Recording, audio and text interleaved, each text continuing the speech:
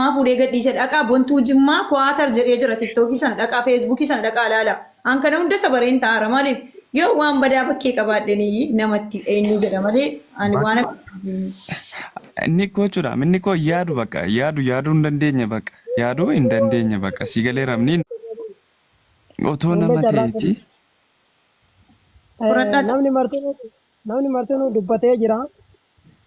Akkuma jedhe baddaa baaleeti turuun kun dubbii mataa fitanii hin ta'u. Maal jedhaniiti namni kun waan fedhallee yoo siin jedhe hayyuun Oromoo baay'eetu jira. Mana keessa banattee nama kana yoo dhageete namuma kana si awwaalaa namuma kana dhugaa keellee si baasaa namuma kana dhugaa keellee si fuudha. Si galee nama tokko akkuma amma jedhan kana utuu arrabaan hin taane jechaan utuu hin taane gochaan qabatamaadhaan ragaadhaan nama kun si miidhuudhaafis yoo waan akkana kanallee dalagaate akkuma jedhamu intala shamaraati. Haadha teennaa obboleettii teennaa waa hedduu jechuudha.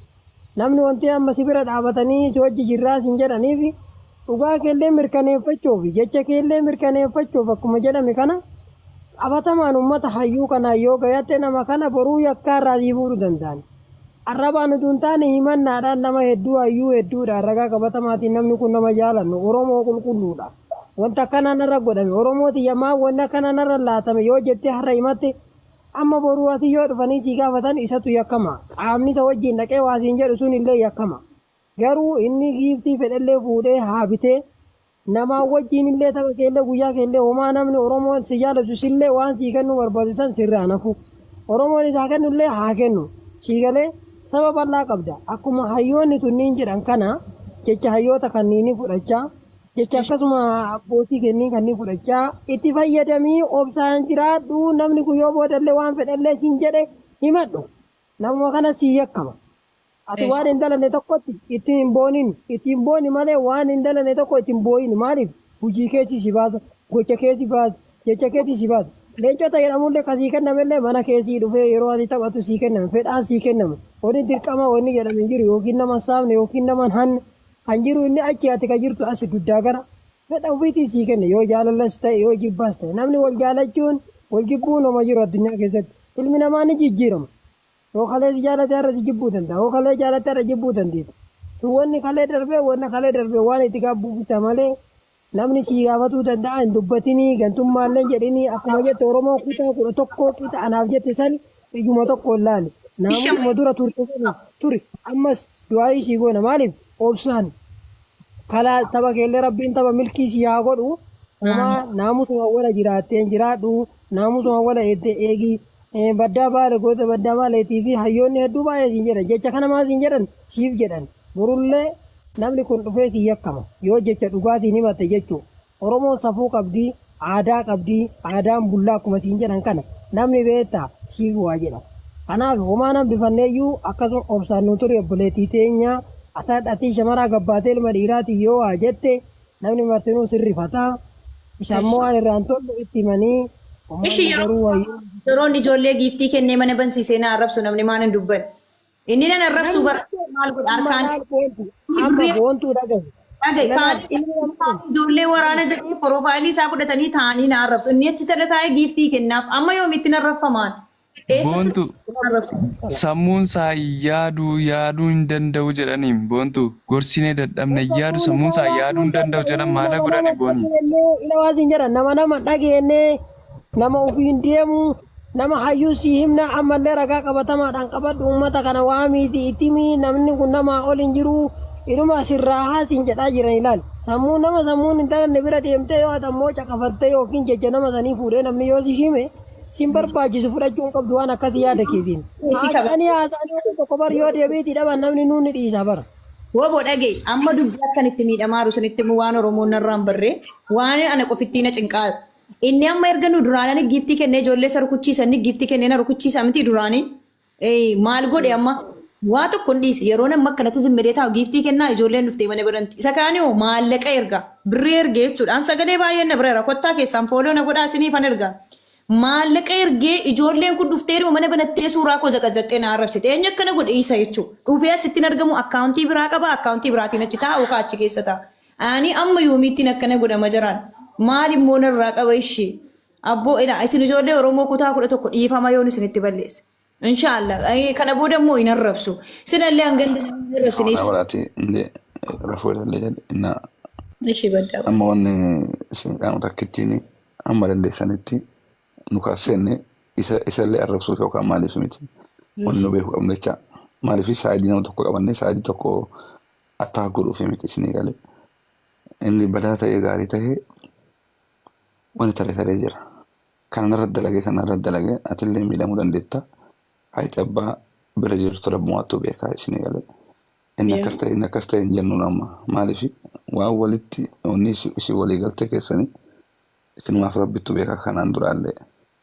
Kanaafiyyuu amma wanni nu beeku qabnu wanni kun wallaahi sa'aatiin akkanatti asite geemii boru yoo tiktookiin badee waliin badu kanaa miti.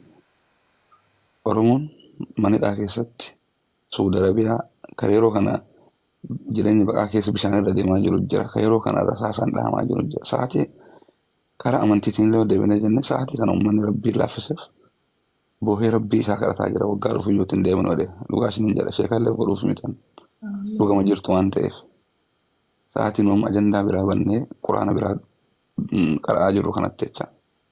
Kanaafiyyuu hagam danda'ametti waan xixiqqoo kanaafillee warri waan akka kutaa amma obboleettiin teenareef maal jetti ijoolleen jimmaan hundi kenna wal ijaarree maal haa ga'uun maali.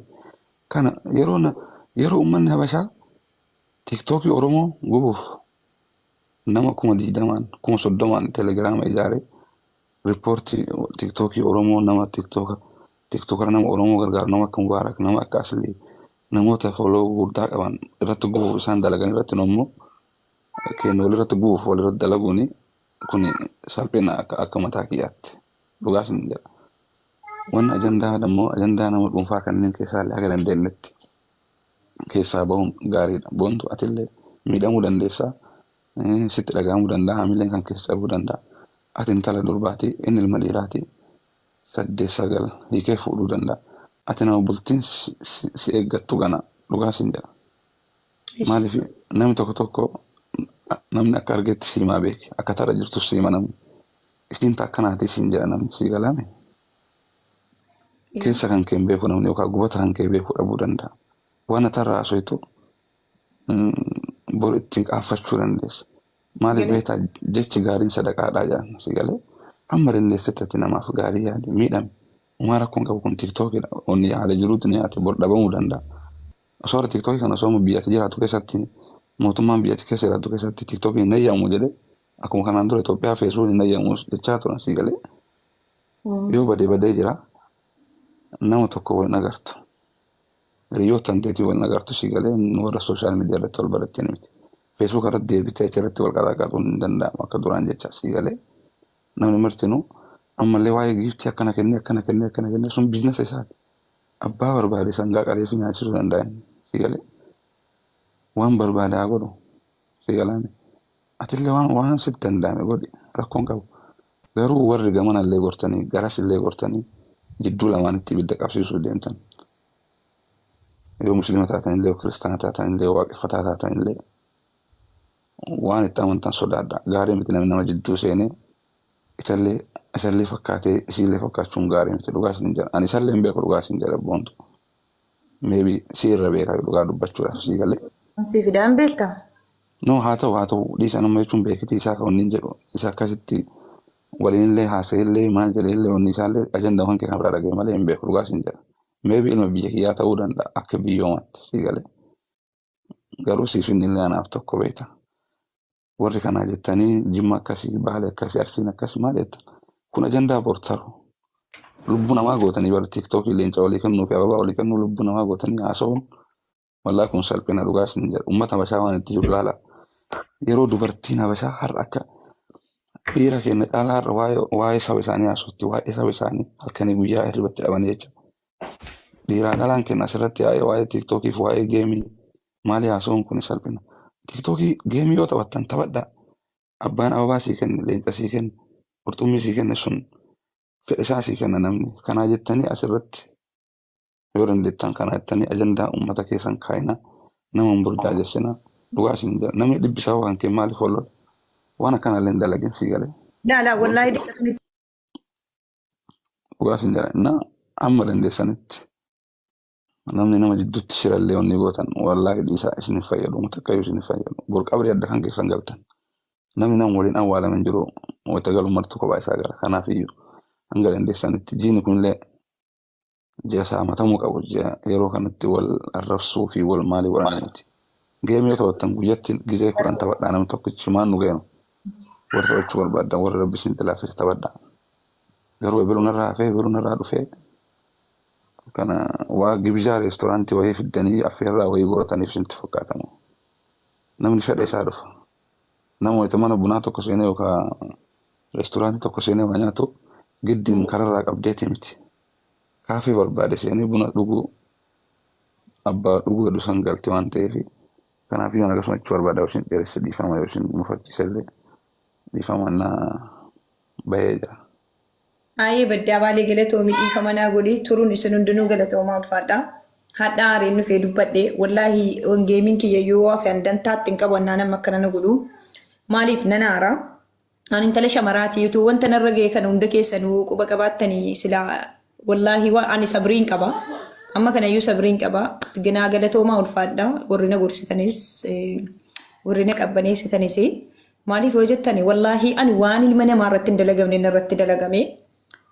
Akkuma jedhame gara gandaatti nama oofa dubbichi booddee angaruu gandatti galuun barbaadu akkuma durii jaalala namaa qabuuf akkasumatti jiraachuun fedha nu tokko jennee erga sila wajjin kaane ammas nu tokkicha abbaa nama miidhe rabbiyyuu isa miidha rabbumatti kennadhee dhiiseen jira garuu ijoolleen tokko tokko dhugaa koonaa baraa nama jala deemtanii kaawunnee dhibbaa wallaahi anas irratti makiinaa isinii kennuu hin danda'a.